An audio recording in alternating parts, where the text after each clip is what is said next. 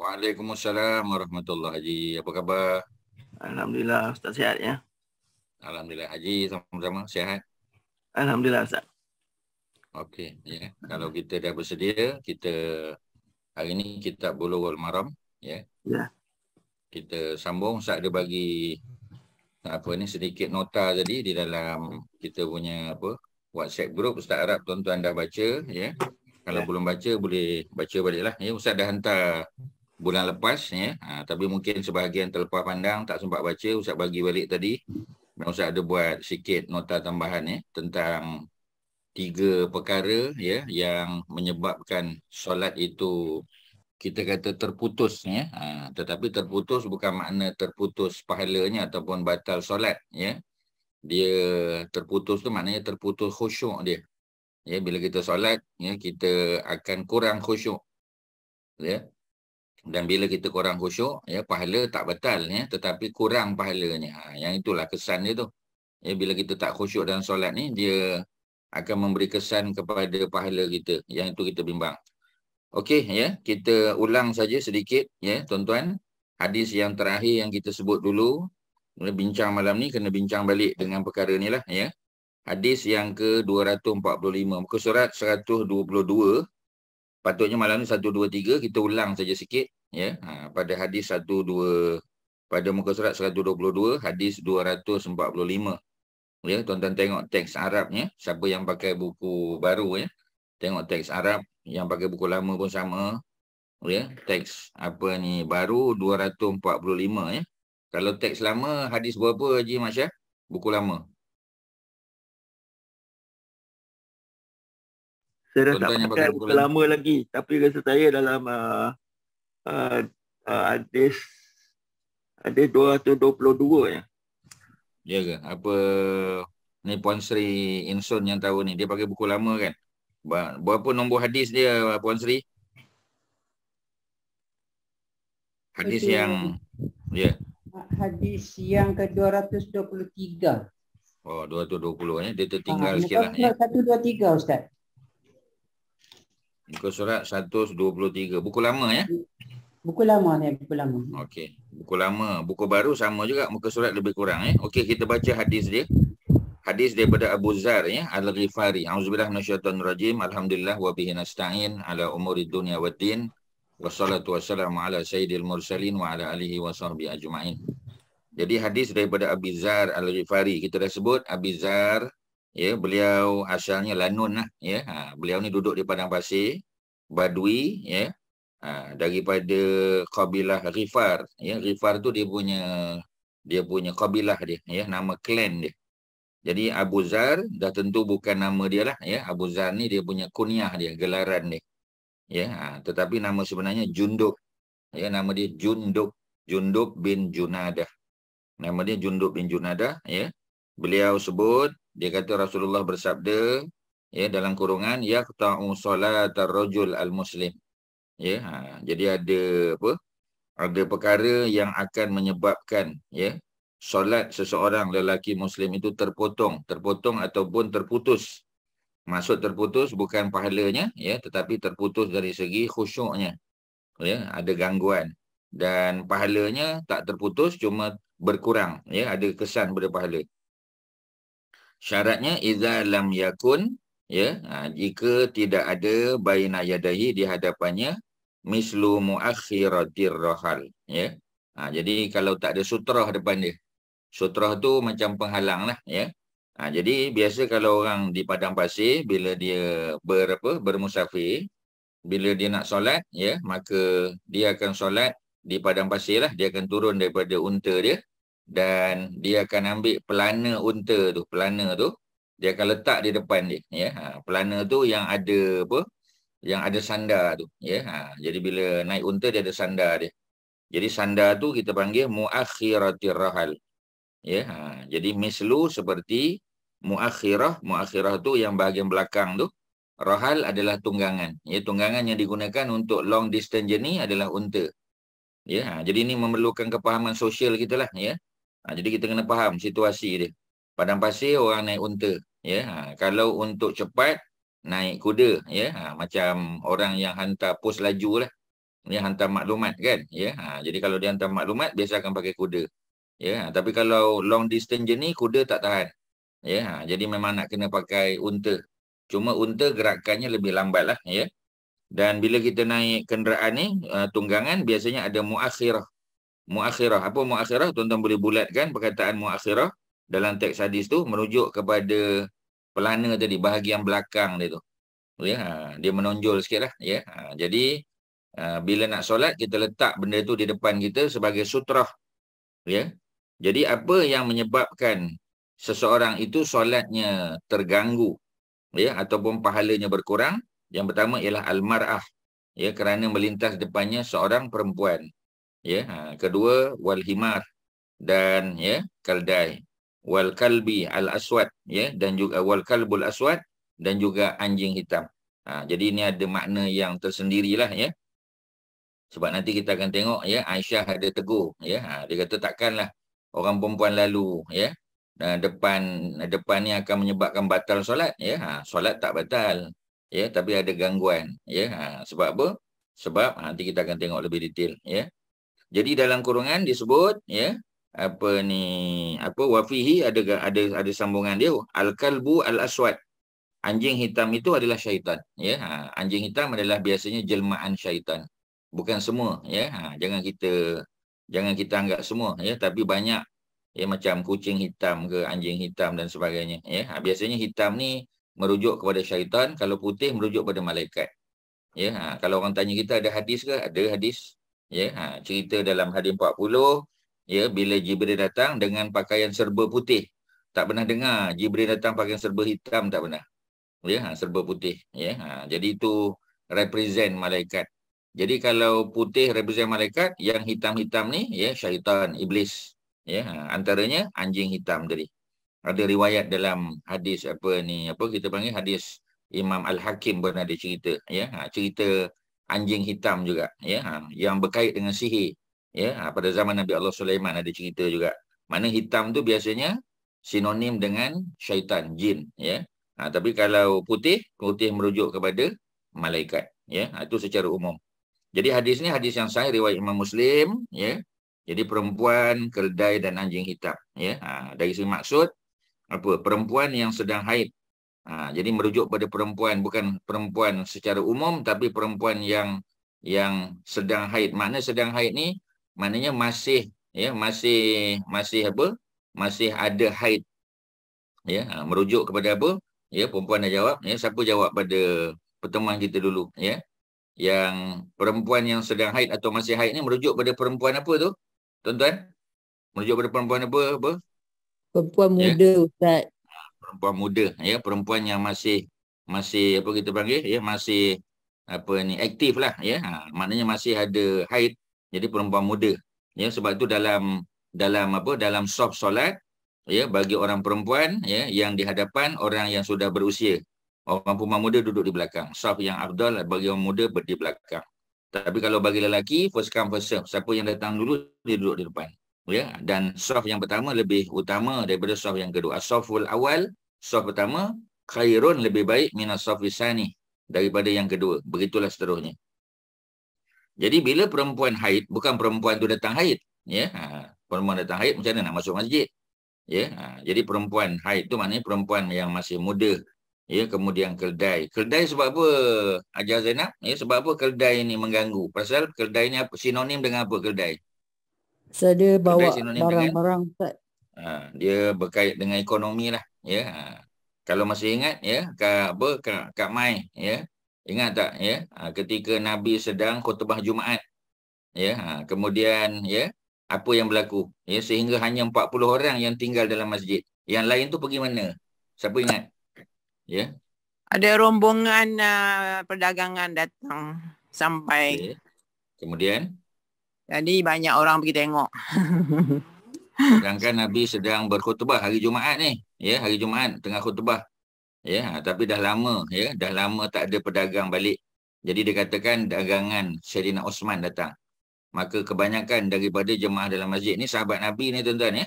Semua bekerja keluar. Sedang Nabi sedang khutbah. Tinggal 40 orang saja, ya. Dan diambil, ya, hukum ini oleh Al-Imam Syafi'i, minimum untuk sah solat Jumaat dalam mazhab Syafi'i ialah 40 orang, ambil cerita tadi tu. Cuma dalam mazhab lain tak setujulah, ya. Mazhab lain kata kurang pada tu pun boleh. Ya, terutamanya bagi tempat yang tak ramai Muslim. Ya, mungkin sebahagian tuan-tuan dan perempuan yang belajar di overseas tahulah, ya, belajar di Jepun ke, ya, belajar di Korea ke, ya, dulu-dululah, ya. Masjid pun tak ada kadang-kadang. Ya, Muslim kat situ ada 3 orang, 4 orang saja. Jadi kita duduk belajar 4 tahun, ya. Kalau nak pakai kita panggil fatwa Imam Syafi'i, tak semayang 4 tahun, tak semayang Jumaat, ya. Jadi kita kena ambil pandangan juga ulama, ya, dalam mazhab Hanafi yang membenarkan 2 orang minimum. Ya, itu fatwa. Tuan-tuan boleh masuk dalam fatwa fatwa Perak, ya, fatwa Melaka, ya. Mereka juga ambil pandangan Imam Abu Hanifah untuk pelajar-pelajar Malaysia yang belajar di luar negeri ataupun pekerja-pekerja kita, ya, staf kita, ya, yang bekerja di negeri-negeri yang memang tak ada Muslim, negara komunis sebagai contoh. Masjid tak ada, Muslim tak ada, ya. Macam mana yang kita kata tak ada pilihan, ya, mereka solat Jumaat juga, ya. Tetapi macam tadilah, ya, dengan jumlah yang minimum 2 orang. Itu kita dah cerita panjang dah. Kemudian apa lagi, ya? Anjing hitam kita dah sebut tadi, ya. Al-kalbul aswad syaitanun. Ya, hadis yang mula-mula tadi. Al-kalbul aswad, ya, anjing hitam itu syaitan, adalah syaitan. 246, ya, daripada Muslim, Imam Muslim juga, ya, hadis yang lain sikit, ya. Tadi Abu Zar, ini Abu Hurairah, ya, Abu Zar daripada kabilah Ghifar, ya, berada di utara Madinah dalam perjalanan nak menuju ke negeri Syam, ya. Jadi mereka duduk di tengah-tengah padang pasir, kerja mereka ialah merompak, ya. Jadi lanun padang pasir, ya. Jadi pirate of the desert, ya. Jadi itu masa di jahiliah, tapi bila masuk Islam dia jadi orang yang sangat zuhud. Abu Zar banyak ibadahnya.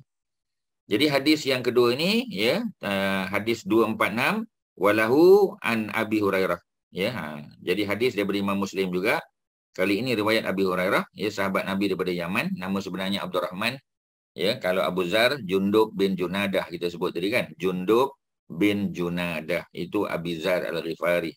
Sekarang ni ialah Abi Hurairah, nama sebenarnya Abdurrahman bin Sakhar, ya, orang Yaman, ya, daripada kabilah Daus. Kabilah Daus ni dia tidaklah Yaman sampai ke bawah Sana'a tu, bukan, ya. Dia sempadan Saudi saja, ya. Jadi dia lebih dekatlah dengan Mekah, ya. Jadi ada riwayat, ya, sama juga nahwuhu macam tadi juga, cuma dia gugurkan perkataan al-kalb, ya. Perkataan anjing tu tak ada 2 je.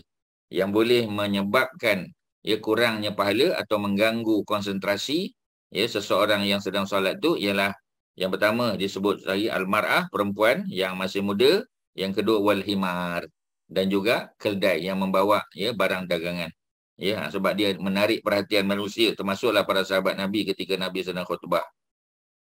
Jadi tak sebut anjing hitam, ya. Jadi ada hadis yang sebut tiga perkara, ada hadis yang sebut 2 saja. Ya, sama juga hadis Sahih Muslim ni, tak pelik lah. Ya, kerana Nabi sebut ni banyak kali kan. Jadi Abu Hurairah dia dengar yang 2. Ya, Abu Zar dengar 3. Ya, tak pelik lah, ya, sebab Abu Zar ni masuk masuk Islam lebih awal daripada Abu Hurairah. Ya, jadi maknanya dia ada banyak lagi dengar benda-benda yang Abu Hurairah tak dengar. Ya, Abu Hurairah kalau dengar pun, ya, dia dengar kali kedua ataupun dia dengar daripada sahabat lain. Ya, kerana apa? Kerana Abu Hurairah masuk Islam lambat, Abu Zar lagi awal daripada Mekah lagi. Walaupun dia bukan orang Mekah, ya. Okey, kita masuk hadis yang baru 247, ya. Perbincangan kita hari ini daripada hadis inilah, ya. Tapi kita dah mulakan perbincangan, ya, tentang perkara ataupun aspek yang menyebabkan, ya, solat seseorang itu terganggu, ya, terputus khusyuknya dan berkurangan pahalanya kerana 3 perkara tadi. Ya, okey, kita sambung 247. Wali Abi Daud wan Nasa'i. Hadis daripada Abi Daud. Tadi Imam Muslim.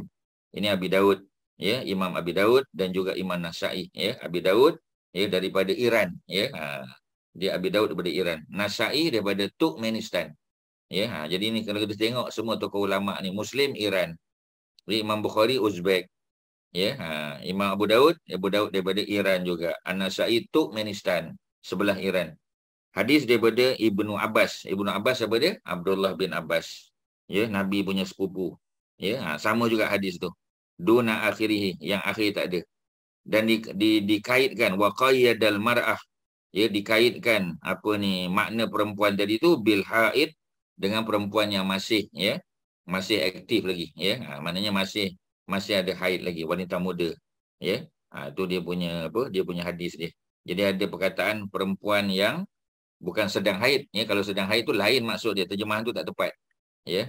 Perempuan yang masih, ya, masih ada haid lagi. Okey, maknanya dia belum putus haid, ya. Maknanya masih muda lagi. Jadi oleh kerana perempuan tu masih muda, ya, bukan makna perempuan yang sudah putus haid tu tak menarik, ya. Dia menarik juga, ya.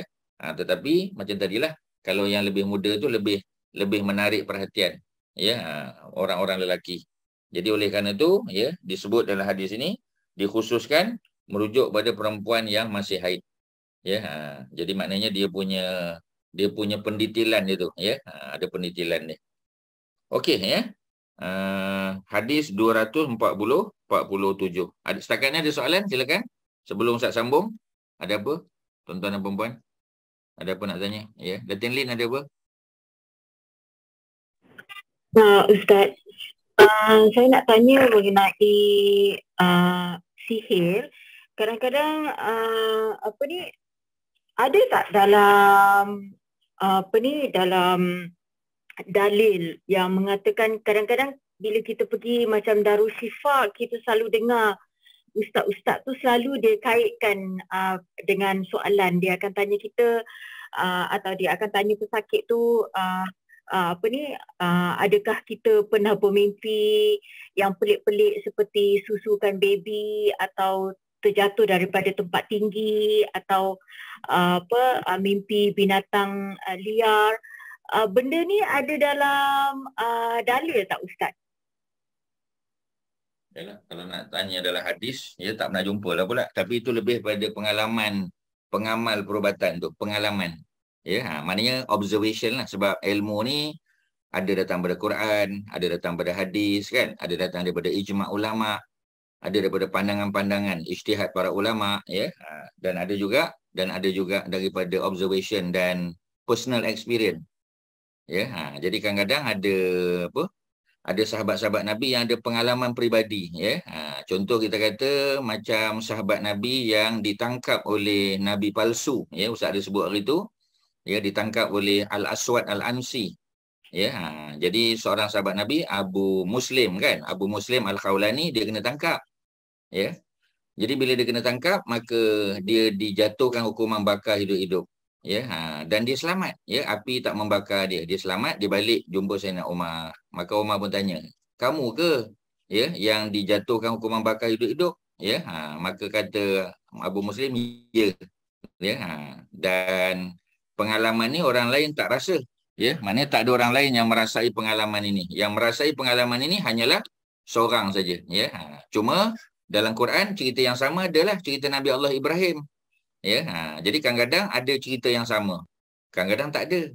Ya, contoh kita kata apa lagi, ya, cerita dalam kisah dalam Ibnu Katsir disebut, ya, Al-Bidayah wa Nihayah juga, ya, cerita bagaimana Sa'ad bin Abi Waqqas, ya, ketika dia bersama para sahabat, ya, mereka menyeberang Sungai Tigris, ya, Sungai Tigris tu di Iraq, ya, lepas pada Sungai Euphrates, depan lagi ada Sungai Tigris.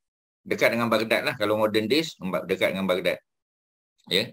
So masa nak melintas tu, nak pergi bertemu dengan pasukan Parsi, ya, tentera Parsi, ya, mereka, kuda-kuda mereka tak ada jambatan, tak ada apa. Ya, lalu atas Sungai Tigris. Ya, kaki kuda mereka masuk dalam sungai tapi tak tenggelam. Ya, mereka boleh melepasi dengan baik. Ya, itu pengalaman Sa'ad dan para sahabat lain. So kadang-kadang, ya, tapi dalam Quran tak ada pula cerita, dalam hadis tak adalah cerita kata orang beriman ni, ya, nanti kalau dia lalu kawasan yang berair, dia dikejar musuh atau mereka nak cepat, ya, mereka boleh lalu tanpa jambatan, tak ada cerita.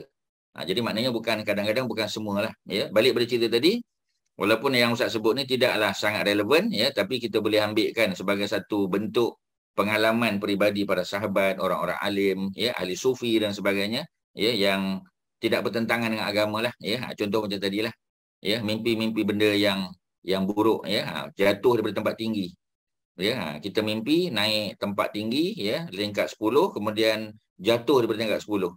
Ya, ataupun mimpi macam tadi, ya, menyusukan baby. Terutamanya baby itu bukan baby kita. Ya, kita tidak sedang menyusukan anak.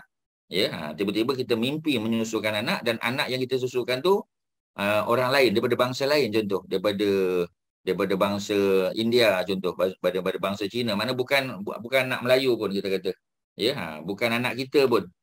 Jadi apa tanda-tanda? Ini biasanya dikumpulkan oleh para pengamal perubatan, ya, untuk mengatakan bahawasanya kemungkinan, dia pun tak confirm, kemungkinan saja. Ya, kemungkinan bahawasanya kamu kena sihir, tapi dia boleh scan lah. Ya, scan. Dia tak pakai scanner, dia pakai ayat Quran je. Ya, mana kita bacakan ayatul kursi, baca 3 kul. Ya, biasanya kalau dibaca di ubun-ubun ni semua pengalaman, ya. Sebab tak dengar pula Nabi buat macam tu. Nabi ada baca ayatul kursi dia dan 3 kul sebagainya ni untuk pendinding. Ya, untuk pendinding. Ataupun bagi orang yang kena sihir. Pasal Nabi pernah kena sihir, ya, ketika Nabi sikat rambut. Itu dalam hadis ada cerita Nabi sikat rambut, jadi rambut Nabi tu ada yang tersangkut pada apa kita panggil, pada sikat tadi. Ya, ketika itu Nabi masih berjiran dengan orang-orang Yahudi di Madinah. Ya, jadi orang Yahudi pun, ya, ada yang apa kita panggil, ambil kesempatan, tak tahu macam mana, dia masuk rumah Nabi dan dia ambil, ya, rambut Nabi dan dijadikan sebagai alat untuk disihir. Dan akhirnya memang Nabi kena sihir sehingga Jibril datang. Ya, Jibril mengajarkan Qul huwallahu ahad dan al-mu'awwizatain. Mu'awwizah tu ialah Qul a'udzu birabbil falaq dan Qul a'udzu birabbin nas. Jadi Qul huwallahu ahad wal mu'awwizatain, dan 2 mu'awwizah. Mu'awwizah ni maknanya dua kul yang boleh menjaga diri. Qul a'udzu birabbil falaq, Qul a'udzu birabbin nas. Jadi 3 kul tu dibaca. Ya, sehingga terungkai sihir yang ada pada Nabi. Jadi maknanya pernah berlaku lah. Boleh tak baca ayat Quran untuk orang yang kena? Boleh. Ya, ketika Nabi nak tidur malam, ya, Nabi tak boleh nak baca sebab Nabi disihir. Ya, Nabi dalam keadaan lemah. Aisyah yang tolong baca dan sapu pada tubuh Nabi. Ya, Fatihah, Qul huwallahu, Qul a'udzu birabbil falaq, Qul a'udzu birabbin nas. Itu memang sabit dalam hadis juga. Ada. Jadi boleh guna ayat Quran untuk benda-benda ni, boleh. Jadi kalau orang yang kena sihir, biasanya kalau dia bacakan ayat ni, ya, dia punya badan tu akan meronta-ronta, akan berpeluh, ya. Tu reaksi daripada bacaan ayat pada. Jadi benda-benda tu kadang-kadang dia pengalaman peribadi, itu sajalah. Ya, boleh tak kita kata percaya, ya. Kalau berdasar pada pengalaman lah, terutamanya pengamal perubatan yang patuh syarak.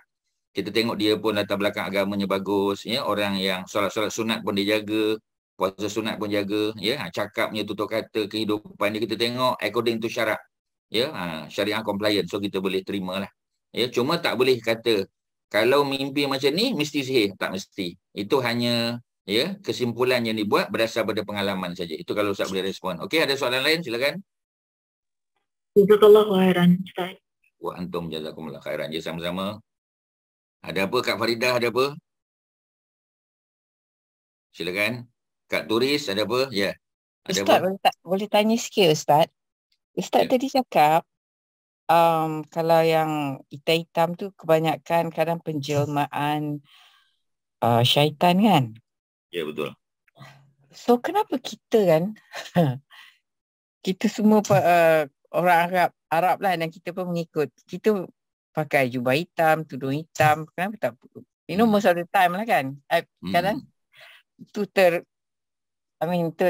terkeluar daripada kepala otak. Kenapa kita pakai hitam pula kalau itu a symbol for the devil? Dia bukanlah mesti simbol devil kan, ya. Tapi macam tadilah, ya. Kalau ingat lagi dalam perbincangan kita, ya, Kak Kelly rasanya ada share, ya, ada hadis lah cerita tentang perempuan, ya, yang berpakaian hitam tu, ya, pada zaman Nabi. Cuma pakaian perempuan tu bukanlah, ya, ingat masa Nia, ya, Datin Lin, ya. Kan ada pertanyaan kan tentang Datin Lin katanya, Ustaz tak ingat, ya ke? Ya, saya tanya. Tanya tentang pakaian hitam kan, ada tak dress code khusus warna bagi perempuan? Kalau lelaki, Nabi pakai putih hari Jumaat, Nabi pakai merah, Nabi pernah pakai kuning, Nabi pernah pakai hijau, ya. Itu dalam kitab Syama'il Muhammadiyah memang ada banyak lah, ya, riwayat Imam Tirmizi. Orang perempuan Ustaz kata tak nampak lah pula, melainkan tadi ada cerita tu lah. Ya, tapi macam tu lah, mungkin ambil daripada hadis tersebut lah. Ya, maknanya perempuan-perempuan di zaman Nabi pun ramai yang pakai hitam. Tapi macam tadilah, bukan mesti pakai hitam lah. Boleh pakai warna lain, tak ada masalah. Ya, jangan striking, jangan terlalu menonjol sehingga menarik perhatian lelaki, sudahlah. Ya, jadi pertanyaan kita panggil ya Kak Faridah tadi, mengapa pakai ya? Macam tadilah ya, mungkin sebab tadilah orang Arab pun sebab dah biasa dengan hadis tadi mungkin ya. Kita masyarakat Melayu lebih pada putih. Kalau kita tengok ya, orang Melayu punya telekung, orang perempuan semua putih ya. Yang berwarna ni usah rasa baru je ya. Ni zaman-zaman ya datang telekung daripada Indonesia kan ya, warna pink ya, warna merah, warna kuning, warna lain-lain ni usah rasa baru je. Dulu orang Melayu semua kalau telekung semua putih. Ustaz tak pernah tengok warna hitam ke apa. Ya, telekung tu biasa putih ya. Jadi tu dah biasa. Cuma mungkin 5 tahun 10 tahun kebelakangan ni ya, ataupun lebih ya, barulah dia perkenalkan warna-warna lain ni bila dia dah jadi fashion pula kita kata ya. Tapi dulu-dulu memang asalnya putih. Itu kalau Ustaz boleh respon lah. Jadi kalau ada orang lain ada maklumat sila kongsilah ya. Okey, kita tengok hadis ya 247 ya, daripada siapa? Daripada Abi Sa'id Al-Khudri ya, Abi Sa'id Al-Khudri. Ini semua sahabat-sahabat besar ni tuan-tuan. Abu Zar tadi mula-mula kita dengar ya. Asalnya lanun tapi jadi baik. Kemudian kita ada Abu Hurairah, orang Yaman ya, daripada kabilah Ad-Dausi ya. Kemudian kita ada kali ini daripada tadi hadis 246 ya, dan 247 ya. Kita ada siapa tadi? 247 dah baca. Kita ada Imam Ibnu Abbas ya. Sekarang daripada Abi Sa'id Al-Khudri hadis 248 ya. Daripada Abi Sa'id Al-Khudri. Abi Sa'id orang Madinah juga, sahabat Nabi ya. Nama sebenarnya ialah Sa'ad, tapi dia lebih terkenal dengan Abi Sa'id Al-Khudri ya. Orang Madinah ya, dia dalam ranking 7 kan periwayat hadis. Tuan-tuan dah salin banyak kali, tapi tuan-tuan boleh salin sekali lagi ya. Ada 7 sahabat Nabi yang paling banyak meriwayat hadis ya. Yang pertama, ranking pertama Abu Hurairah lah. Tak ada orang lain lah tuan-tuan. Yang pertama Abu Hurairah, kedua ialah Abdullah ibnu Umar ya. Nombor 3 Anas bin Malik ya. Nombor 4 Aisyah. Ustaz sebut bukanlah laju sangat, tapi sebab dah banyak kali sebut ya. Nombor 5 ialah Abdullah bin Abbas, kita dah sebut tadi. Nombor 6 Jabir bin Abdullah. Nombor 7 ialah Abu Sa'id Al-Khudri. Inilah dia 7 orang yang paling banyak meriwayat hadis. Ada nombor tertinggal? Silakan. Nombor berapa tinggal? Tak ada ya? Semua dapat. Okey. Jadi ulang saja. Abu Hurairah nombor 1, nombor 2 Abdullah ibnu Umar, anak Sayyidina Umar. Nombor 3 ialah Anas bin Malik. Ya, Nabi punya pembantu lah ya, budak kecil kan yang selalu mendampingi Nabi. Yang bapa dia ada kebun kurma depan Masjid Nabawi. Ya, jadi apa pentingnya kebun kurma ni? Ya. Apa kita panggil? Kebun kurma ni. Apa penting kebun kurma ni? Tuan-tuan, bila ada kebun kurma ni mana ada apa tu Kak Nurul? Kebun kurma ya Kak Faridah. Maknanya dia kaya lah sebab dia berharta. Kebun kurma tak tanya saya ke? Kenapa boleh? Air. Kebun kurma tu pasal ada air tuan-tuan. Ya, memanglah kebun kurma tu represent kekayaan ya. Tapi Nabi kan selalu masuk. Ya, kalau kita kata kebun kurma tu sekadar represent kekayaan, oh Nabi memang berkawan dengan geng kaya je lah. Dah. Nabi masuk ke kebun kurma tu pasal ada air kat situ. Nabi ambil wuduk. Ya, jadi kebun kurma represent kekayaan, betul. Kebun kurma represent ya keberadaan air, ada telaga kat situ, ada sumber air. Itu yang Nabi selalu masuk untuk ambil wuduk. Jadi kadang-kadang kalau Nabi nak cepat ya, maknanya Anas bin Malik yang tolong ambilkan air tadi. Jadi kena sangatlah Anas bin Malik kan ya, sebab kebun tu kebun bapa tiri dia. Jadi tak ada hal lah dia boleh keluar masuk je kat kebun tu pasal dia punya. Ya, bapa dia punya, mana dia punya lah. Ya, jadi tu yang dia tolong ambilkan Nabi punya wuduk tu ya, dan dia yang siram ya. Itulah Anas bin Malik nombor 4 tadi. Nombor 5 Abdullah bin Abbas. Ya, tuan-tuan jangan tunggu Ustaz panggil nama tuan-tuan ya. Tuan-tuan kalau ada soalan ke apa tanya je. Ya, sebab kalau tuan-tuan nak tunggu Ustaz panggil ada 30 orang lebih ya. Jadi lambatlah ya. Tuan-tuan tanya je. Ya. Jadi apa lagi ya? Nombor siapa tadi ya? Nombor 5 Abdullah bin Abbas, nombor 6 Jabir, nombor 7 Abu Sa'id Al-Khudri. Ini yang kita bincang ni tuan-tuan. Okey, Abu Sa'id Al-Khudri. Nombor 77 ni tuan-tuan jangan lupalah ya. Ini orang yang paling banyak meriwayat hadis. Tanpa mereka hadis tak sampai ke kita tuan-tuan. Ya, kita kena bagi kredit pada mereka kerana mereka yang menyumbangkan banyak hadis-hadis Nabi. Tuan-tuan buka dalam kitab mana pun 7 nama ni paling popular. Ya. Tuan-tuan jangan tertukar dengan Imam Bukhari, Imam Muslim, Imam itu yang mengumpulkan hadis-hadis tu. Ya, mereka bukan zaman Nabi ya. Mereka zaman tu bawah lagi tuan-tuan. Ya, mereka ni hidup kita kata hampir 100 tahun. Ya, 100 tahun ya ataupun 180 tahun selepas Nabi wafat lah. Ya, secara umumnya 180 tahun lah lebih kurang selepas Nabi wafat. Ya, Imam Bukhari, Imam Muslim, An-Nasai itu tadi yang mengumpulkan hadis-hadis, yang membuat kitab. Ya, yang sahabat-sahabat 7 tadi yang mendengar daripada Nabi, mereka lah menyampaikan ya kepada para tabi'in atau tabi'in sampailah kepada imam-imam yang mengumpulkan kitab hadis tu. Ya, tu cerita dia. Okey ya, Abu Sa'id Al-Khudri qala Rasul sallallahu alaihi wasallam ya, idza shalla ahadukum, apabila seseorang itu solat, dengar baik-baik tuan-tuan sebab ini cerita solat ni. Tuan-tuan kena bagi perhatian. Kalau tuan-tuan ada buat benda lain, tinggal dulu. Ya, sekejap je tuan-tuan. Pukul 11 kan tuan-tuan buatlah kerja tu balik. Ya, bagi perhatian. Ya, sebab ni solat. Solat ni tiang agama tuan-tuan. The first question that will be asked, that will be audited by Allah the Almighty, ya, in the day of judgment is what tuan-tuan? Solat. Bukan benda lain tuan-tuan. So bagi perhatian. Ya. Idza shalla ahadukum, apabila seseorang kamu solat, ila syai'in, ya, mana dia solat menghadap ke sesuatu, yasturuhu, yang menghalang dia, ya, ataupun yang membataskan dia punya tempat solat tu. Ya, jadi letak sesuatu lah ya depan kita tu. Ya. Minan nas, yang menghalang seseorang manusia daripada melintas depan dia. Dia dah letak sesuatu dah. Ya, kalau kita tak letak, mana kita sembahyang menghadap ke dinding. Ya, kalau orang lelaki maknanya lepas bersolat berjamaah tu, ya, dia masih duduk di saf pertama, dia menghadap ke dinding, ke depan sikit kita kata, supaya dinding tu ya tak ada orang boleh lalu depan tu. Jangan jauh sangat sebab kadang-kadang antara saf pertama dengan dinding tu jauh. Ya, jadi bila jauh kadang-kadang ada orang melintas, budak lah apa semua kan. Ya, melintas depan tu. Jadi jangan terlalu jauh sangat ya. Kalau solat berjamaah kita ikut lining tu. Tapi kalau solat bersendirian, tuan-tuan boleh pergi depan sikit ya. Depan tu ada kipas angin ke, ada air conditioner ke, ya, ataupun ada tiang, ya, ada apa sajalah. Ya, biasanya ada kipas berdiri tu, ya, ada stand fan tu kat situ. Okey, senang. Ya, kalau macam masjid Mujahidin ke, ya, ataupun kita kata masjid Masjid Ghufran contoh. Ya, dia ada air conditioner dia besar kat depan tu. Ya, ada apa kita panggil, ya, ada sesuatu yang boleh ya menjadi sutrah dia panggil. Ya. Kemudian tiba-tiba fa'arada ya ahadun, tiba-tiba ada seseorang yang ya apa nak buat ya ayyahtaz yajtaz ni maknanya dia nak melintas depan kita. Kita tengah solat, ada sesuatu depan kita, sutra, tiba-tiba dia nak lalu juga. Ya.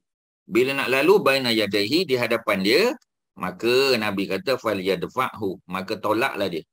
Kita tengah sembahyang, ya kemudian ada orang lalu, kita boleh tahan tangan kita. Ya, tahan tangan. Ya, jangan bagi dia sebab kadang dia tak perasan. Ya, dia pun nak lalu, kita fal yadfa'hu, maka Nabi kata maka hendaklah kamu halang dia. Ya, dafa'a ni asal makna tolak. Ya, jadi halang dulu. Ya, halang dulu. Maknanya sekat dia dulu. Ya. Fa in aba, maka jika orang tadi dia degil, dia nak jalan juga depan, fal yuqatilhu, maka hendaklah diperangi dia. Perangi itu bukan makna cabut pedang kita cucuk perut dia, bukan. Ya, makna fal yuqatilhu tu maknanya sungguh-sungguh kita halang. Dia nak tolak juga kita halang dan kita boleh tolak dia. Ya, cuma janganlah sampai ya kita kata mencederakan dia. Ya, sebab ya kadang-kadang orang tu dia tak tahu cerita. Bukan semua orang tahu ni benda ni, tuan-tuan dan puan-puan. Ya. Fa innama huwa syaitan, sekali lagi.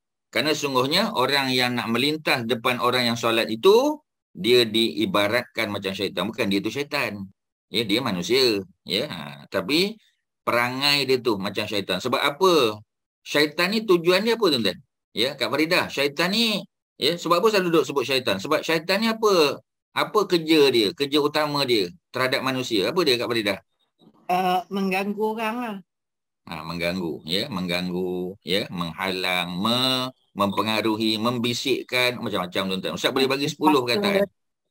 Ya, menghasut, ya, dia bisikkan kita.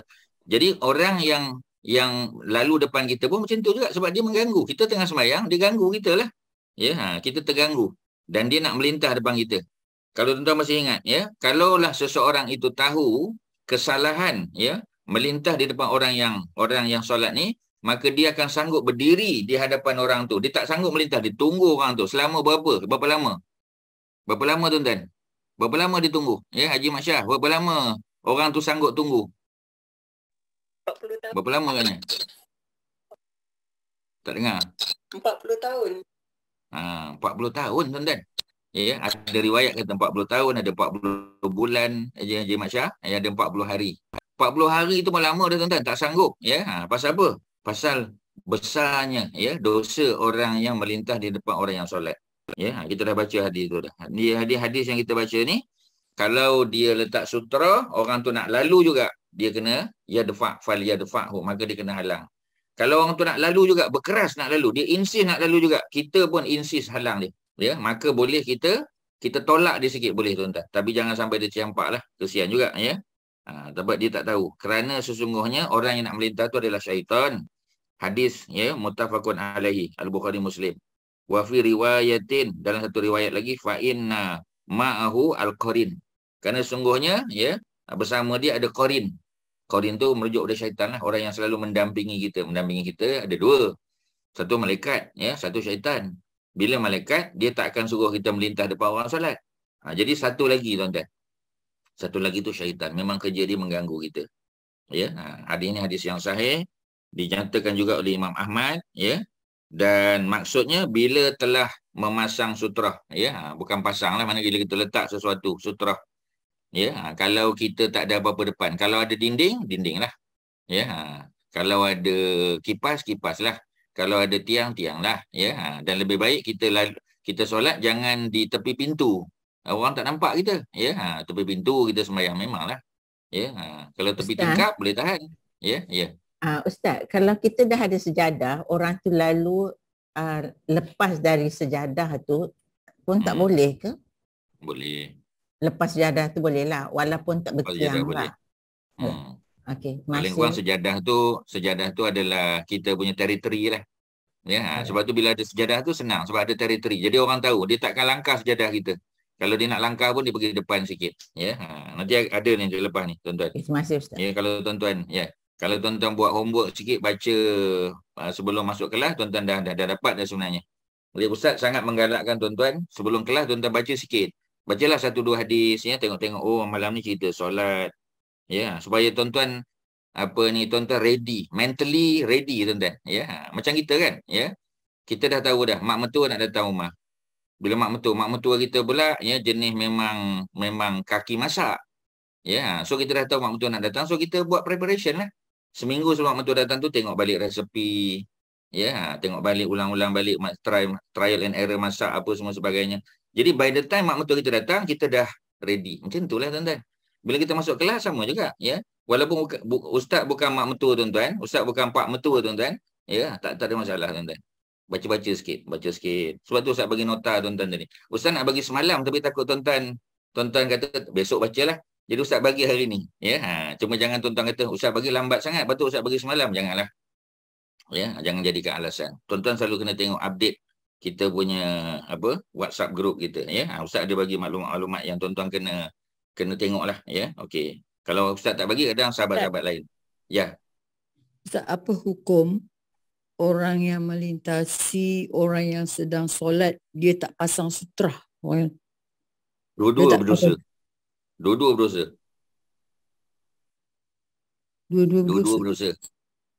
Haram lah Ustaz. Orang yang melintah memang berdosa. Orang yang tak pakai sutrah pun berdosa juga. Ya, sebab dia tidak meletakkan sutrah. Ya, letaklah something. Sebab itu bukan kalau dah tak suka letak sutrah, sembahyang belakang dinding, dekat dinding kan senang. Ya. besar kecil. Kejap lagi tuan-tuan. Kalau tuan-tuan tak baca, tak buat homework ni, ya, kalau tuan-tuan baca sikit, ada kejap lagi, ada jumpa. Ya, kejap lagi kita respon. Apa yang dimaksudkan sebagai sutera ni. Cuma tadi tuan-tuan ingat tak? Ya, sebab orang dulu dia musafir. Bila dia musafir di tengah padang pasir, apa yang dijadikan sebagai sutera? Ya, Datin Lin dijadikan sebagai sutera tu apa benda? Orang dulu. Apa tu dia punya selendang kepala dia tu. Tak, yang tadi Ustaz sebut. Mula-mula tadi. Yang malam ni punya discussion. Orang yang bermusafir di padang pasir, mereka jadikan apa sebagai sutera dia, tuan-tuan? Ya. Celana. Apa? Celana tu. Celana. Celana Pelana. kita. Perempuan tahu pelana ni apa Ustaz? Sebab Ustaz pun takut juga. Pelana ni apa benda, tuan-tuan? Saddle. Saddle tu, saddle. Ya, tapi bahagian belakang dia tu. Sebab bahagian belakang pelana tu ada apa? Ada tempat sandar, tuan-tuan. Ya, tuan-tuan kena pergi naik unta ni, tuan-tuan, ya. Sebab tu bila pergi Mekah tu, tapi itulah kadang dulu-dulu ni ada unta tapi orang tak naik. Ya, bila kita naik tu baru kita ada pengalaman, tuan-tuan. Sebab hadis-hadis Nabi ni, tuan-tuan, dia cerita tentang binatang-binatang ada dekat padang pasir tu. Ya, jadi kalau tuan-tuan tak pernah naik unta, tak pernah ada pengalaman naik unta, nanti ada banyak hadis-hadis yang tuan-tuan tak faham. Pasal kita tak ada pengalaman, kita hanya tengok je. Ya, kena naik.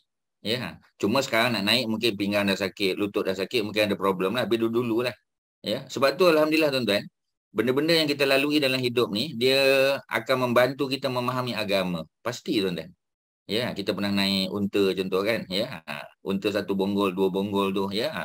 Mungkin tuan-tuan tak pernah pergi yang belah-belah apa kita panggil, ya. Belah-belah Siberia punya, ya. Kalau Siberia 2 bonggol selesa.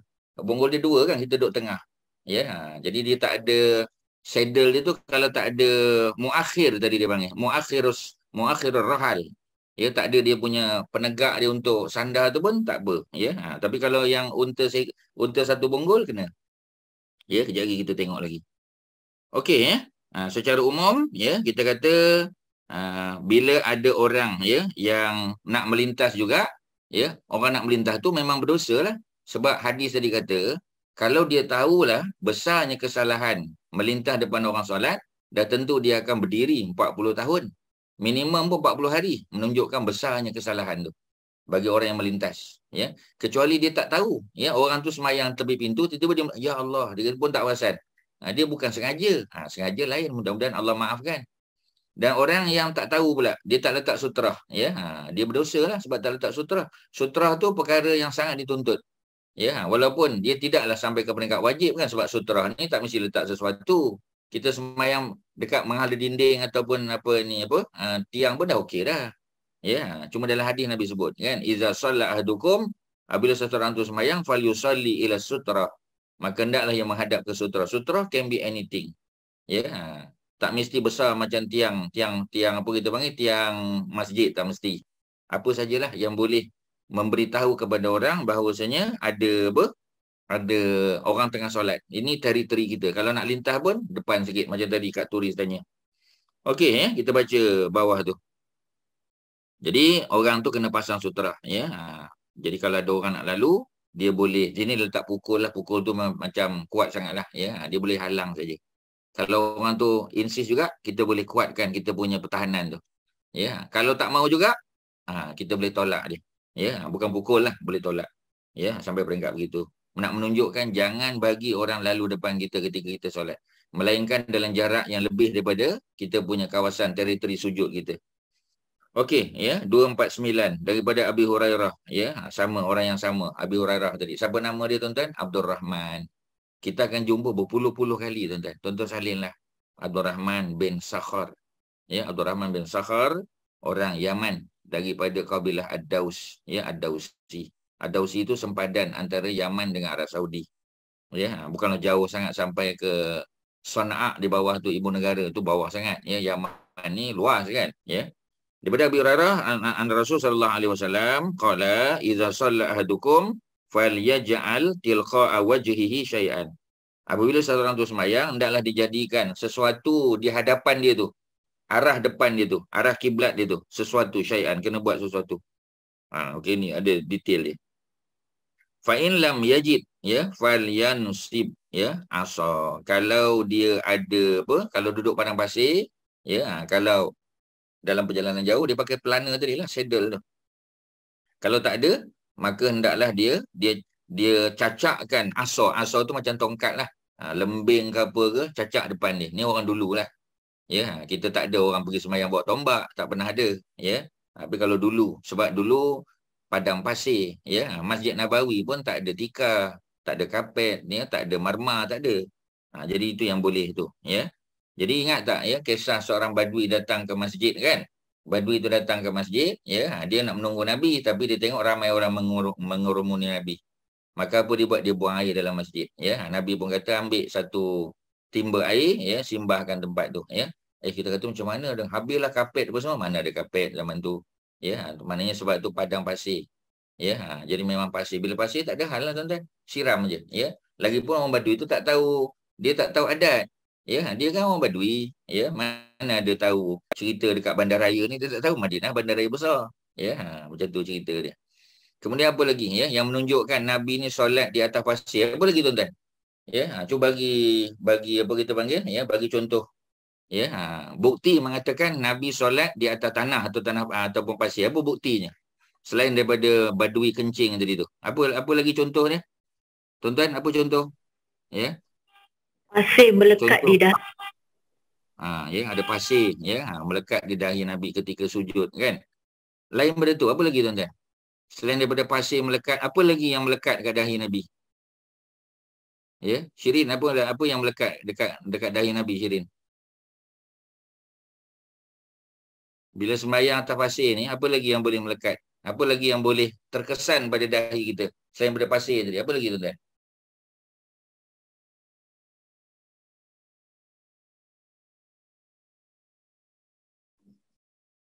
Assalamualaikum.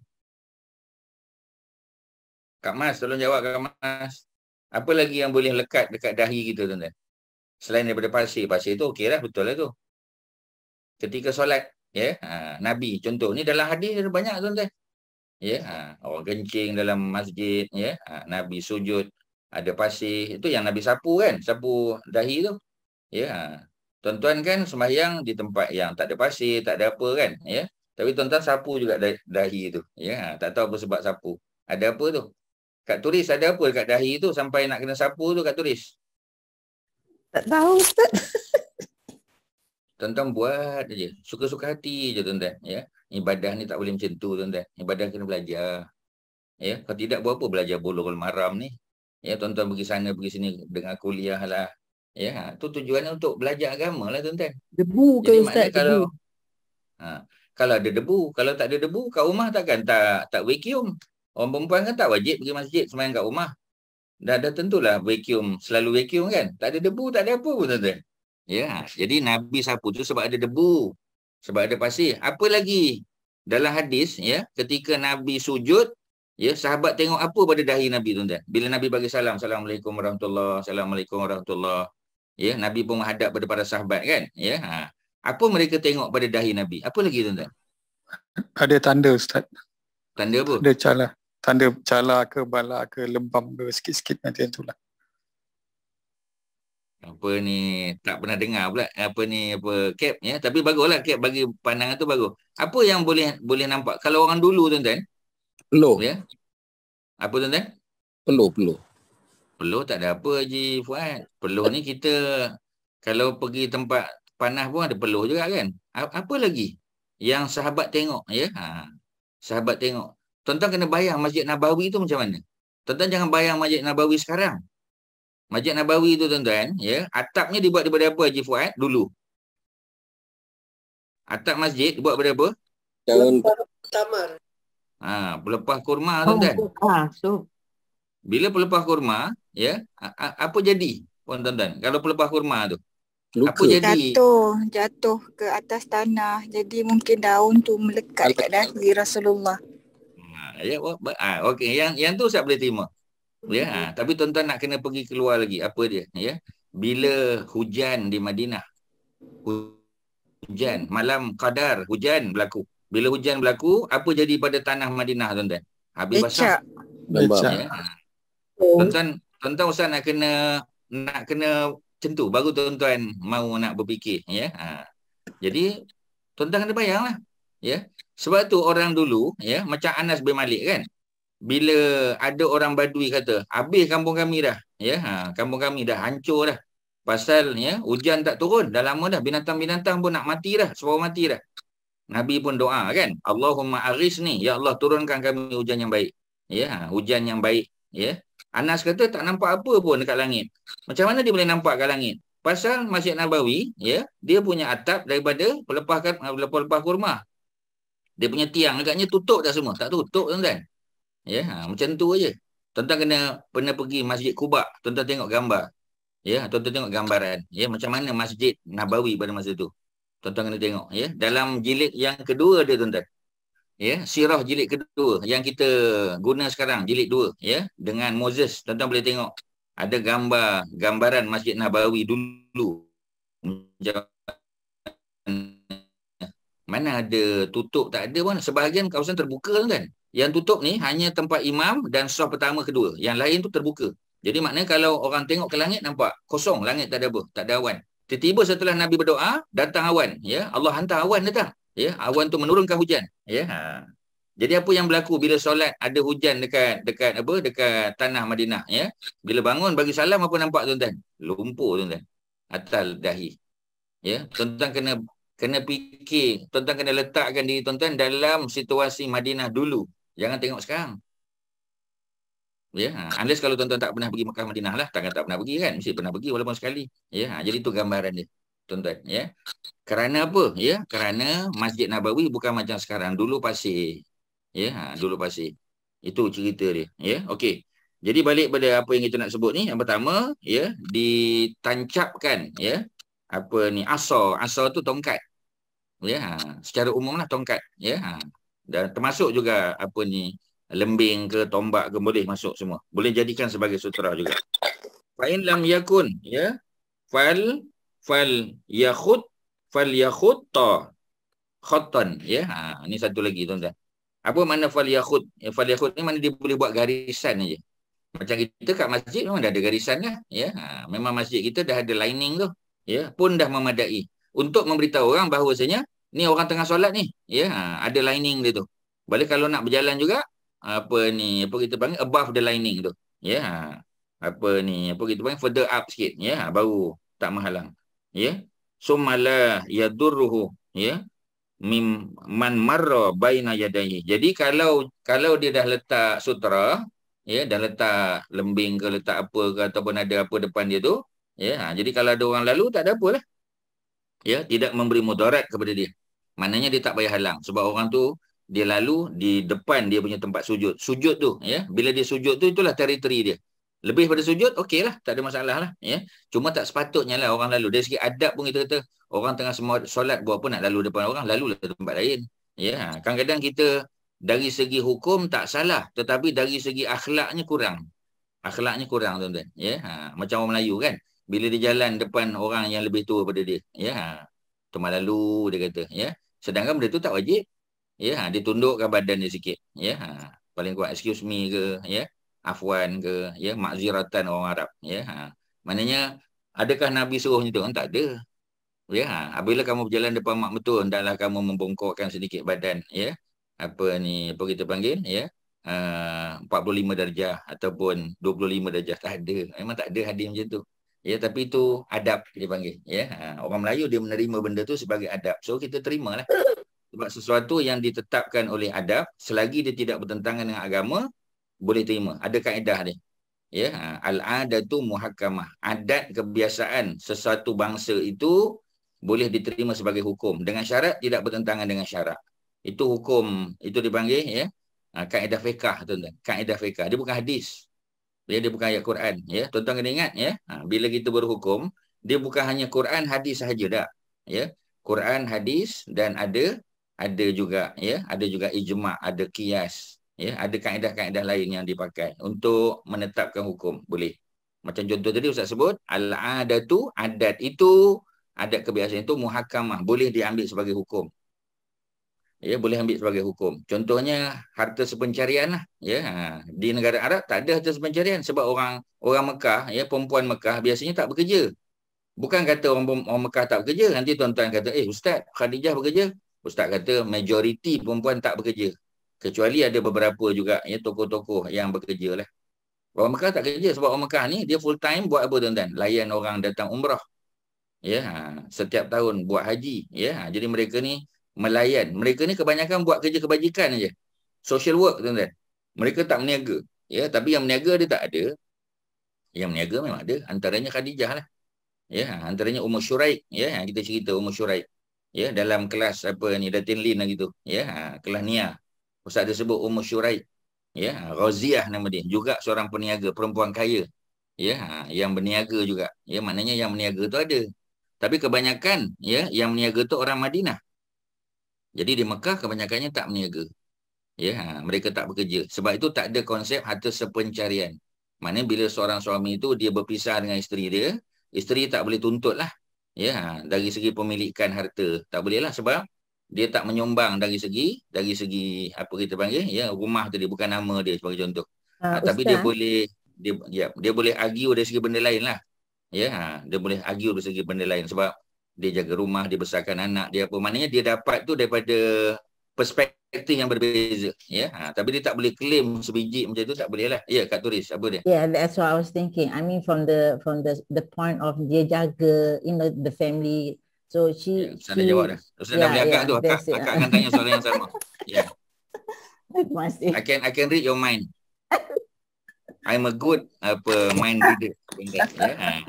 Kalau cuba Kak Turis bayang, Ustaz tak tengok muka Kak Turis. Kalau Ustaz tengok muka Kak Turis, lagi Ustaz boleh baca. Ya. Ustaz Kasyaf. Okey, ya Kak Suarti, ada apa? Ada apa nak tanya? Biati Ustaz cakap I can read our mind. Ya.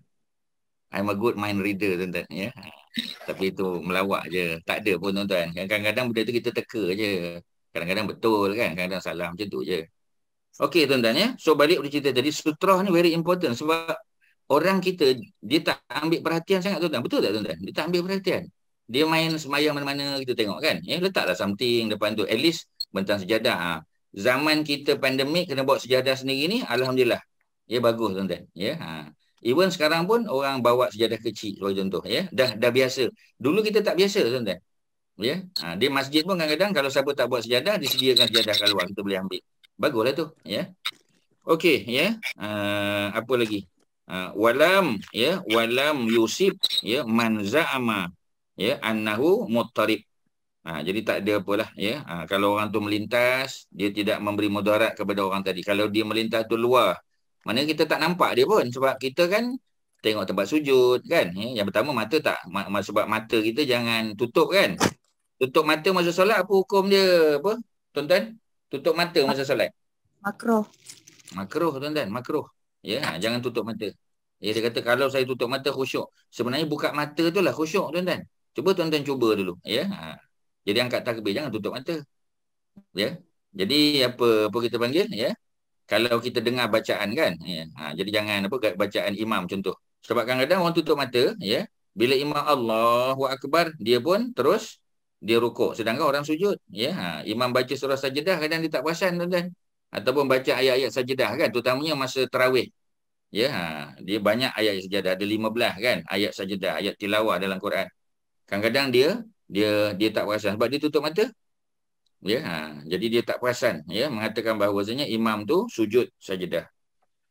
Okey ya. Akhrajahu Ahmad wa Ibnu Majah. Ya, hadis ini riwayat daripada Imam Ahmad bin Hanbal dan Ibnu Majah. Ibnu Majah pun orang Parsi juga tuan-tuan. Ada berapa dah kita sebut hari ni? Parsi saja. Imam Abu Daud Parsi. Ya, antaranya Imam Muslim Parsi, Imam Ibnu Majah Parsi, ya, Imam Nasa'i tadi. Nasa'i. Kat mana tadi Nasa'i tuan-tuan? Siapa ingat? Imam Nasa'i tadi. An-Nasa'i. Kat mana negara dia? Kak Suharti, kat mana negara dia? Turkmenistan. Turkmenistan tuan-tuan. Sebelah Iran je, bukan jauh sangat pun ya, sebelah Iran saja.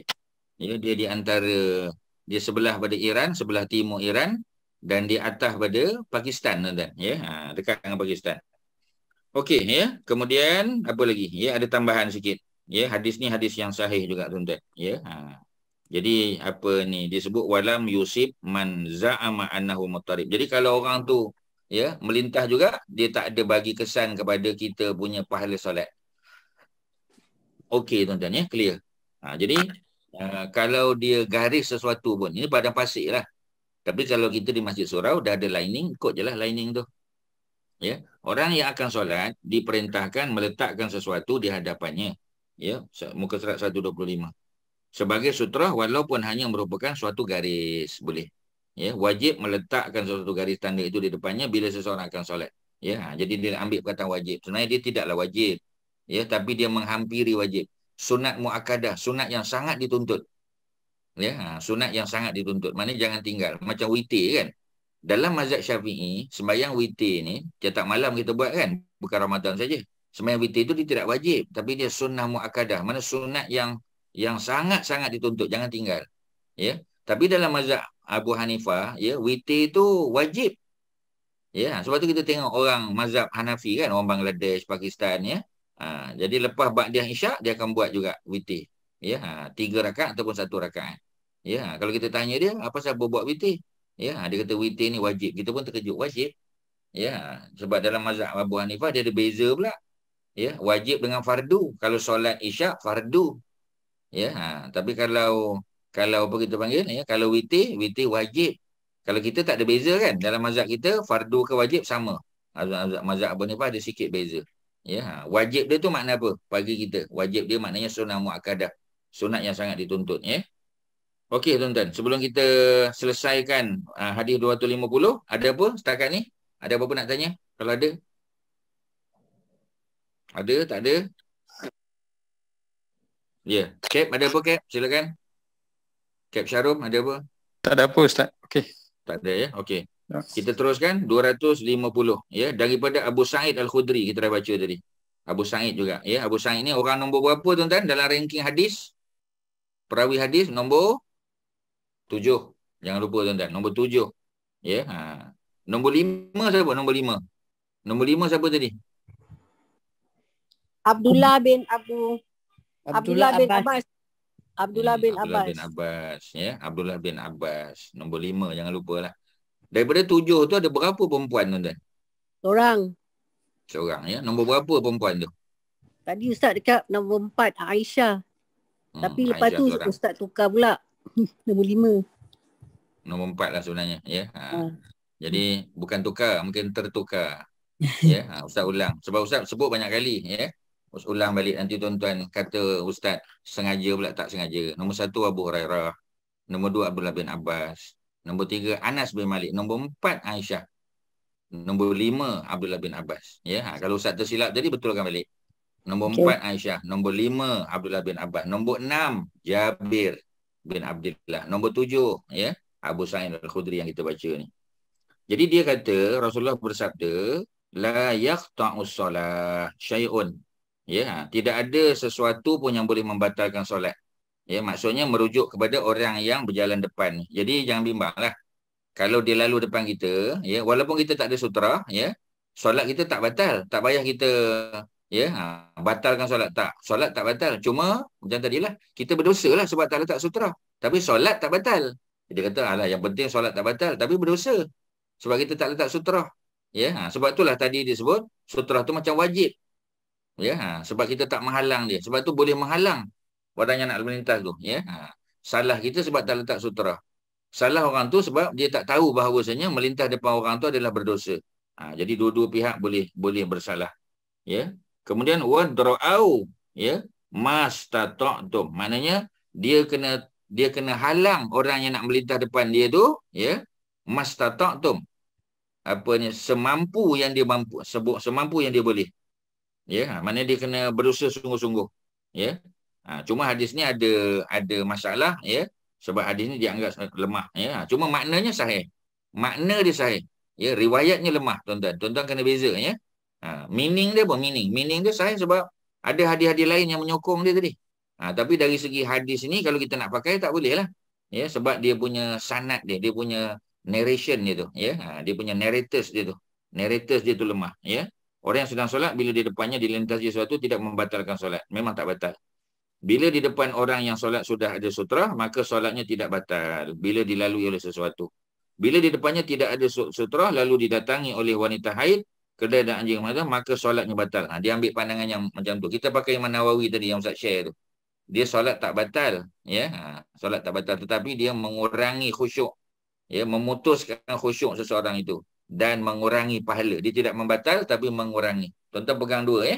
Yang pertama, dia punya khusyuk terganggu. Maknanya terputus khusyuk dia. Di tengah khusyuk tu, sebab mata terbuka. Ya, nanti tuan-tuan jadikan alasan pula. Sebab itulah kena tutup mata, Ustaz. Tutup mata tu makruh. Kalau buka mata, ada orang lalu mengganggu. Ya, jadi kita in between tu. Ya, kena mata pun tak tutup. Ya, tetapi jangan sampai terganggu tadi. Sebab tu kena tak sutra. Kalau ada orang nak lalu juga, tahan. Kalau dia insist nak lalu juga, kita boleh halang dia. Kita boleh tolak dia sikit. Ya, jangan sampai terlentang orang tu, kesian lah.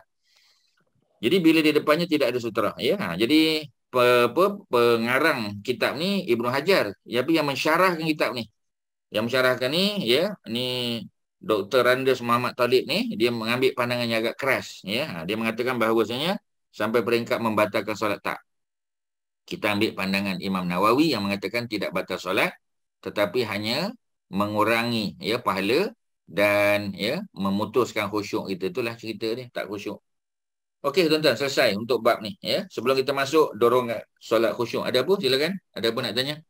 Ustaz nak tanya. Ya. Jadi apabila kalau orang nak lalu di depan kita masalah, kalau kita angkat tangan nak menghalangkan dia, bukankah itu satu perbuatan yang luar daripada solat biasa? Kita angkat tangan nak menghalang dia. Kita tak angkat tinggi apa ni aja, kita depan ni je. Ya, sebab Nabi yang suruh. Ya, kalaulah benda tu membatalkan, takkan Nabi suruh kan? Ya. Sebab kalau kita tak halang, dia lalu depan kita, lagi berdosa kita. Sebab tu kita kena halang, ya. Dan kita bukan buat banyak kali pun. Sekali je, ya. Dia pun tahu, kita tarik balik. Maknanya pergerakan yang terbatas boleh saja, jangan bimbang. Insya-Allah okey. Okey, macam. Ya, sama. Ada lain silakan. Ada apa? Tuan-tuan. Ya, Kak Mas.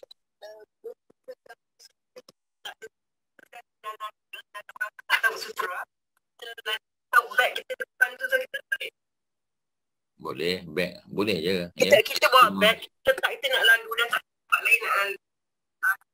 Tempat depan. Masalahnya kalau dalam ruang tu, ya, dalam dia punya ruang tu tak boleh lah. Ya, tak boleh dalam. Dia tak letak sutra. So kita angkat tempat.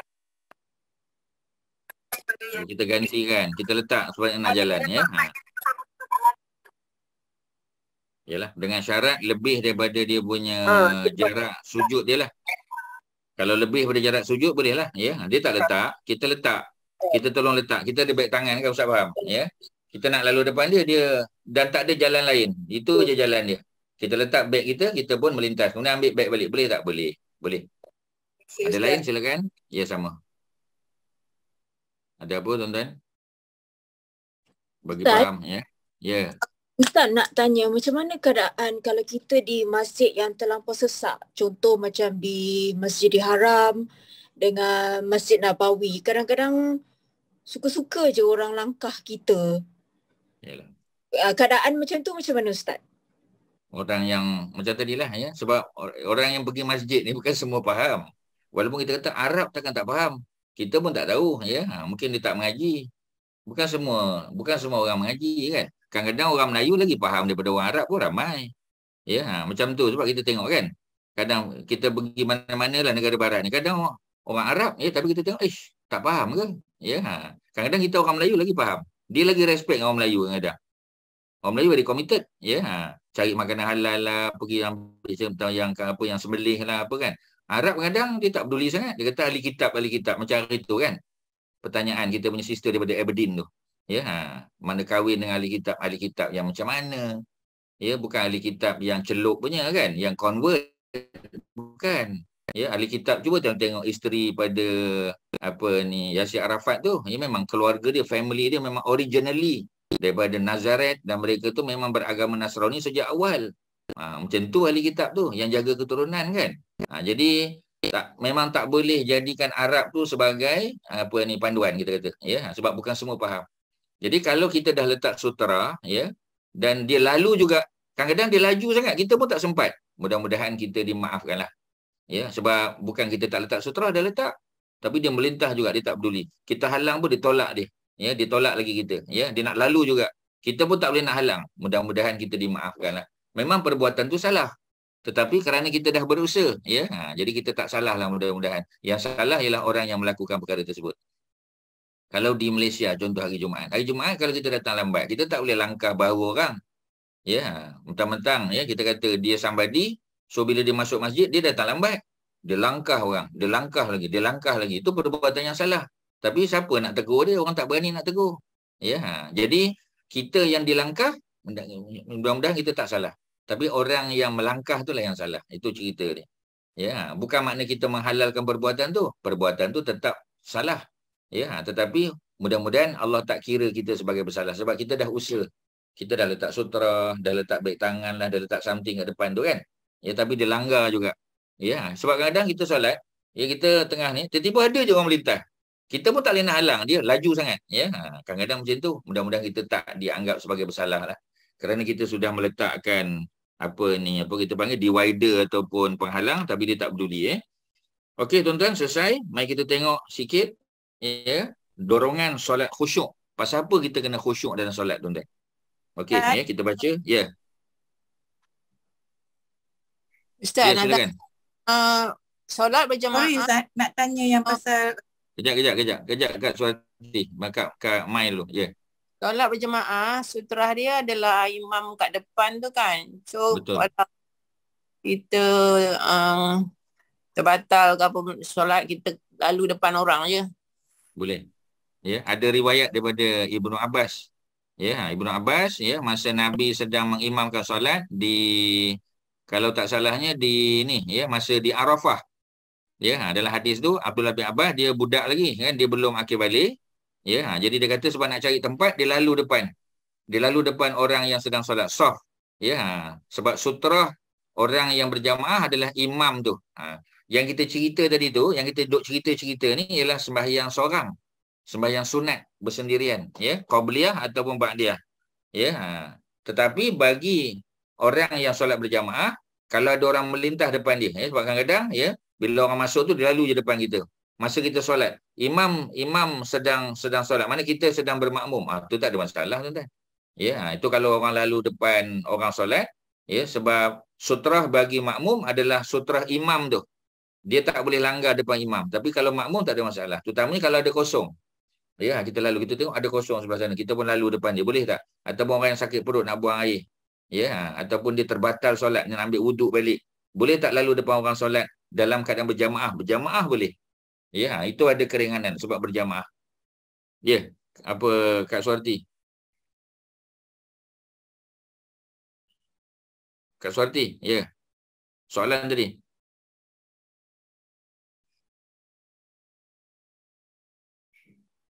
Siapa tak tanya tadi? Tuan-tuan. Assalamualaikum. Kak Suharti tadi nak tanya. Ya, mana dia tak tahu. Tak nampak dah. Tak apalah, ya. Kita teruskanlah, ya, sampai dia bertanya balik. Ya. Rasulullah melarang, ya, untuk solat seorang rajul itu muhtasiran. Ya, dia ada apa kita panggil, ya. Dia punya istilah dia tadi, ya. Apa makna je?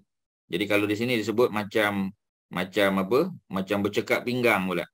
Macam cekak pinggang. Tak tahulah kalau ada orang solat cekak pinggang, tak pernah tengok pula, ya. Jadi apa kita panggil, ya, maknahu ay yaj'al yadahu ala khasiratihi. Jadi dia jadikan tangan dia tu, ya, cekak pinggang. Memanglah, ya, sebab bila kita solat kita kena letak tangan tu di hadapan kita kan, ya, di dada ke ataupun di perut ke, ya. Ada sebahagian sebut di bawah pusat ke, maknanya ya, kedudukan-kedudukan itu ada perbincangan dia lah, ya. Walaupun dikatakan tidak ada hadis yang paling sahih itu tak ada. Jadi semua tu boleh diletakkan, tidak membatalkan solat. Malah kalau tengok dalam mazhab Malik kadang-kadang dia tak letak pun. Ya, masa Fatihah kan dia tak letak tangan kanan atau tangan kiri. Ya, dia irsal. Irsal tu maknanya dia luruskan saja ke bawah macam kita iktidal. Sami Allah liman hamidah kan. Mana kita letak di dada. Adalah riwayat sebut di dada kan, tapi kebanyakannya dia irsal dia panggil. Irsal tu maknanya tangan kita lurus ke bawah. Irsal nama dia tuan-tuan, ya. Jadi kalau bercakap pinggang tak boleh, Bukhari Muslim, tetapi lafaz ini ada pada Muslim. Imam Muslim punya riwayat. Ya, kata mukhtasir artinya bercakap pinggang. Hadis yang sahih. Nabi larang solat dengan cekak pinggang. Ya, kalau apa ni Dr. Andes ni dia sebut haram solat dengan bercakap pinggang. Ya. Tuan-tuan, ada orang tanya, Dr. Andes ni apa benda? Ya, Dr. Andes ni bukan doktor, tuan-tuan. Dia bukan PhD holder ni. Ya, Dr. Andes ni ialah dia BA, ya, tapi dia panggil macam mana nak ambil honors class, tuan-tuan. Ya, dia yang dapat BA honors tu. Jadi BA honors kalau di Indonesia dia panggil Dr. Andes. Ya, Dr. Andes, ya. Jadi dia ada honors class, ya. Dia bukan master, tuan-tuan, ya. Dia bachelor. Macam Dr. Andes Ustaz Kariman contoh. Ya, dia Dr. Andes. Ya, maknanya masa dia buat BA tu dia ambil honors class dia. Ni pelajar-pelajar cemerlang lah. Ya, jadi kalau disambung dapat masters lah, ya, MA, kemudian sambung PhD lah. Tapi ni istilah di Indonesia lah, ya. Ada Dr. Andes, ya. Jadi kalau lelaki biasa DRS, kalau perempuan DRA. Dia bukan medical doctor bukan, bukan PhD holder bukan. Ya, itu istilah dia. Nanti tuan-tuan tak faham, ya, Ustaz bagi tahu. Okey, ya. Kita tengok hadis di bawah pula. Wa fil Bukhari an Aisyah anna zalika fi'lul yahud fi salatihim. Jadi yang cekak pinggang tu, ya, ia merupakan perbuatan orang Yahudi dalam solat. Hadis 252. Ya, sama dengan hadis 250. Larangan Rasulullah untuk bercekak, bukan berkacak tu. Ya, salah hija tu. Ya, bercekak, betul kan? Ya.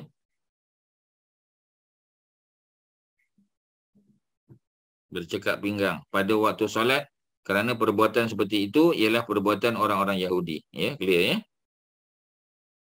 Okey, ini yang satu yang biasa kita selalu tanya ni. Hadis 253 ni cerita tentang kalau makanan sudah dihidangkan. Ya, jadi makanan sudah dihidangkan. Macam mana, ya? Jadi Anas bin Malik, ya. Periwayat hadis nombor 3 kan, Anas. Ya. Lepas pada Abu Hurairah dan Abdullah bin Umar. Anna Rasulullah sallallahu alaihi wasallam qala iza quddimal asya, apabila telah dihidangkan makan malam. Asya tu makan malam. Kalau ain tu bawah, ya, baris bawah, isya itu solat isya. Kalau itu makan malam, ya. Dinner dah disediakan, dah dihidangkan. Kalau belum dihidang tak apa, ini sudah dihidangkan. Fabda'u bihi, maka mulakan dengan makan. Ya. Qabla an tusallu, sebelum kamu solat. Ya. Ini merujuk pada maghrib. Ini maghrib ni tuan-tuan, kalau isyak lagi lah. Ya, nak isyak makanan dah sediakan, makan dulu. Kemudian baru solat isyak. Ya. Maghrib ni merujuk utamanya ketika kita berpuasa lah. Jadi makanan dah disediakan, makan dulu tuan-tuan. Ya, boleh lambatkan sikit maghrib boleh, tapi jangan lambat sangat. Ya. Jadi jangan terlalu lewat, tapi boleh tak dilewatkan kerana nak makan dulu. Boleh tuan-tuan. Ya, tapi makan macam tadilah. Ya, bukan berlama-lama lah. Ya. Kalau nak enjoy itu selepas lah. Ya, tapi kalau setakat makan untuk alas perut, ya, terutamanya ketika berbuka puasa, afdalnya ialah macam tadilah, ya. Kita makan kurma, of course, ya. Kalau ada rutop lah. Kemudian minum air, ya, air putih, ya, bukan air manis. Kemudian nak makan nasi ayam ke, ya, nasi paprik ke, makanlah, ya. Boleh, tak ada masalah. Kemudian baru kita solat maghrib, ya. Sebab ada hadis dia dalam Sahih Bukhari dan Muslim. Apabila sudah disediakan makan malam, ya, makan malam bukan mesti lepas isyak lah, ya. Makan malam sebelum maghrib, atau makan malam selepas maghrib, ya. Ataupun macam tadilah, ya, buka puasa, jadi dah tentulah maghrib masuk dulu. Sedang waktu maghrib sudah tiba, maka kita diperintahkan makan lebih dahulu.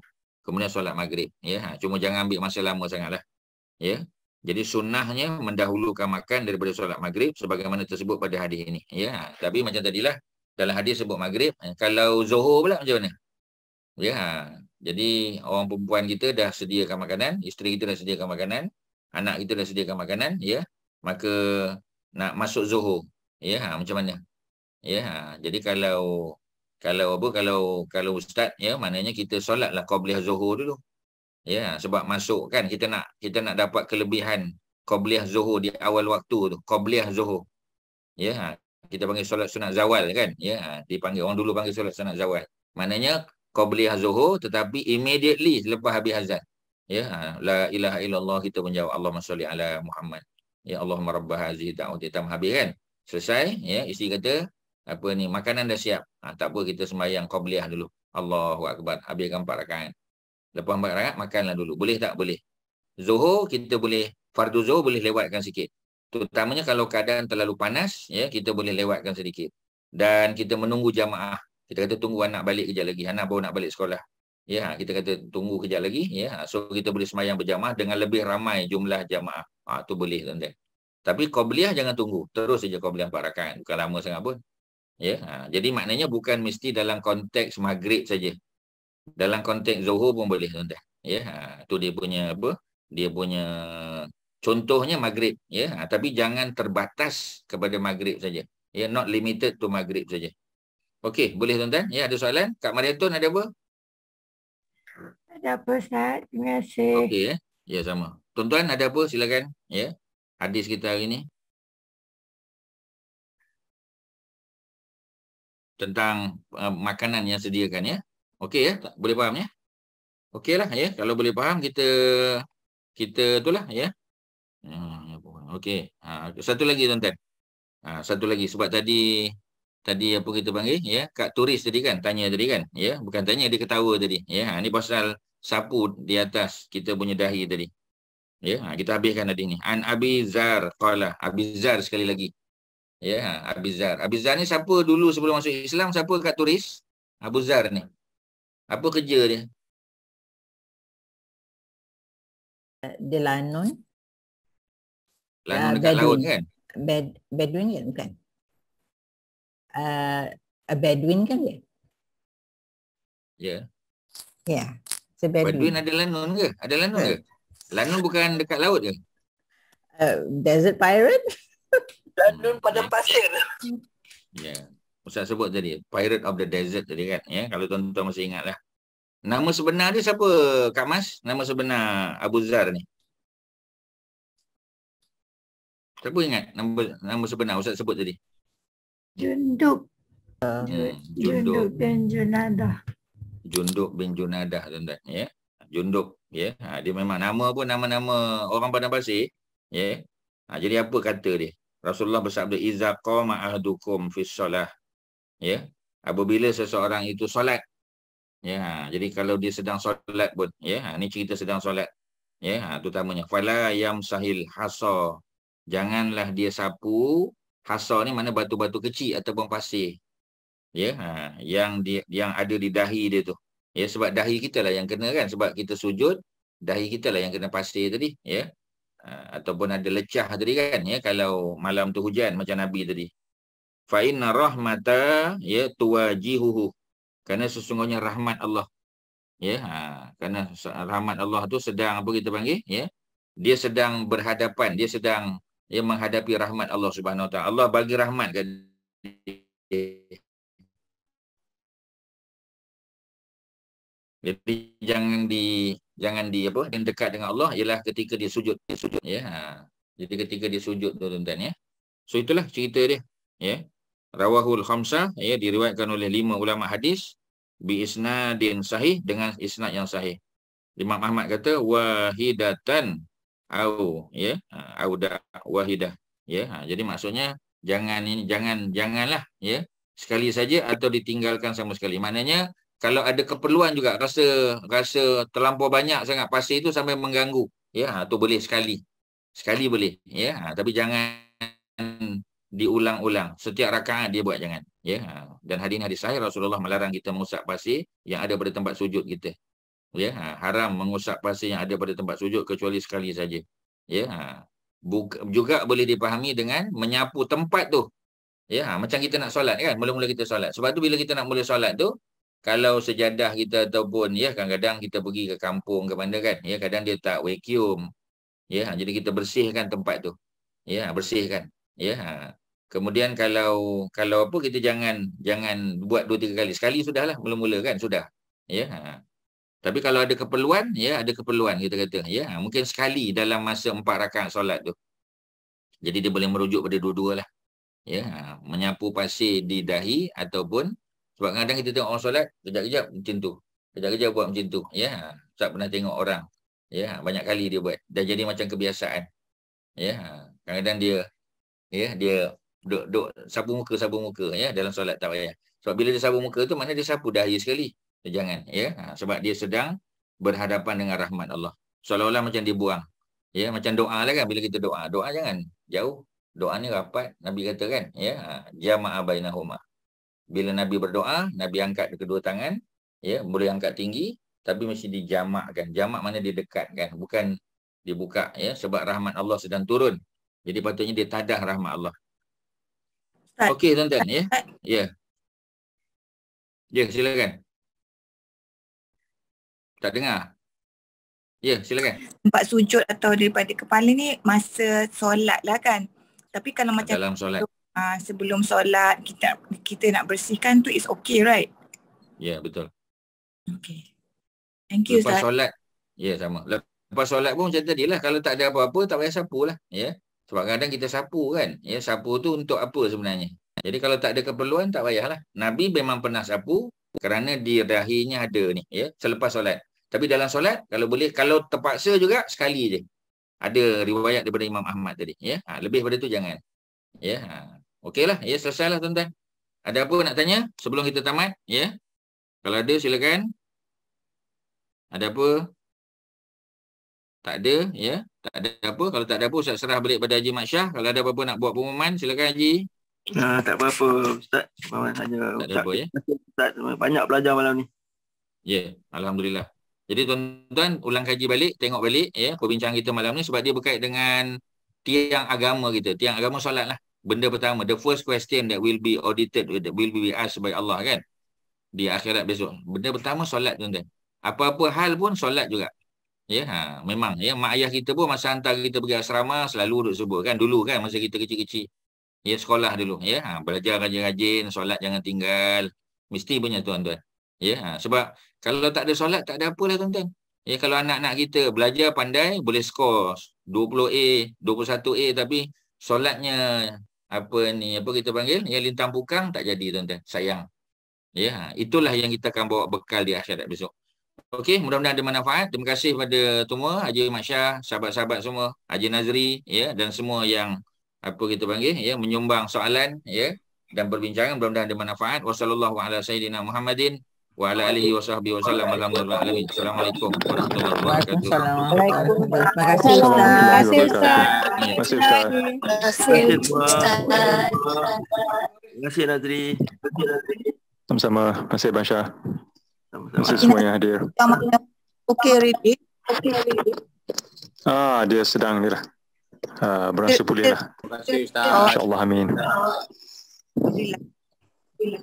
Ya, doakan dia. Masih kena doakan dia. Semoga mendapat Assalamualaikum warahmatullahi wabarakatuh.